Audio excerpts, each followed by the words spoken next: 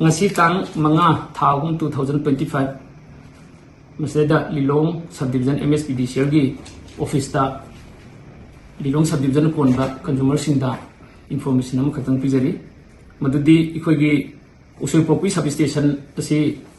3.15 MVA gi transformer ama already install tawraga lerambani masi 2014-15 da install tawbani madugi matungda fail ori sanda kisina ahan bani haiba mafam sida 3.15 MVA transformer ama khaktang elot tawraga install tawhibani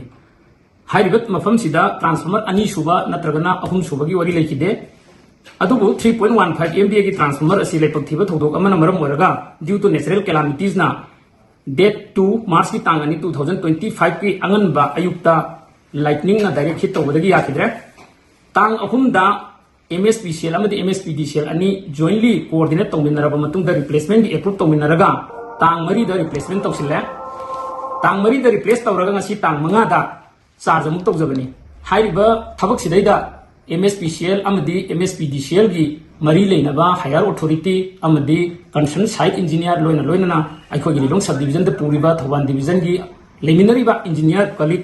अमदी junior engineer खुदिमंगा होनबदगी मतम चाना सिनबंगम लिबसे it is the first in the history of the MSPDCL that असुगम थुन सिनबा हाइबसे इखोगी MSPDCL की हिस्ट्री दा अमदी इलेक्ट्रिसिटी की हिस्ट्री दा मखने मसी खुदिमक से MSPCL अमदी MSPDCL की हायर अथॉरिटी अमदी कंसर्न इंजीनियर सिंह की होना जमनी अदुगा लोइना लोइना तौजरीब खुदिमक असे लिलोंग सब डिवीजन असिना कोलिबा कंज्यूमर सिंह की याइफनबगी दमनी अदुगा लोइना हौजिक 5 MVA की ट्रांसफॉर्मर असे हानदगी होना इखोगी 1 सब डिवीजन 1 सब स्टेशन की मंगलान अदुदा होनरकबा पोर्ट अदुसु हंदक की 3.15 MVA ट्रांसफॉर्मर असे फेल होइखिबदगी रिप्लेस तौरिबा 5 MVA असिना लिलोंग हौरेबी मेया लेकाय मखा लेकाय लेहावखोंग एरिया खुदिमक से अतोप अतोप मोंसांगै अमदी लैसांग थेम असोमदगी पिरमलिबा मै खुदिमक अदो उसोइपोपि सब स्टेशन असिदगी पीबा ngamlagani haiba nungaiba paujel asisu pijari misunderstand tauba amadi atopa rumor pamdaba wahiwata natragana